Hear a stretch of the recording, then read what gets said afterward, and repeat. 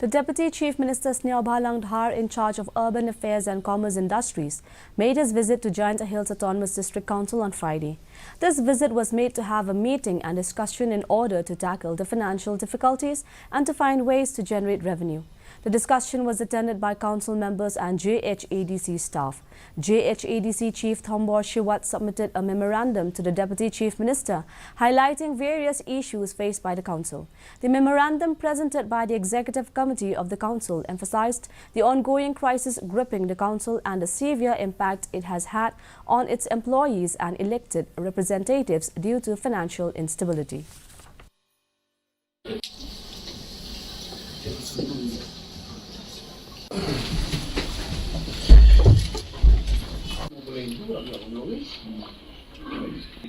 Man go on we talk main but so many discuss ideas and thought were use kedi man wadang like for among the dang bone ne ba ka jingu dang bone ka mong ndum du sao thu ka man ku ni for the main ke to discuss ni ka mong discuss yo increase the revenue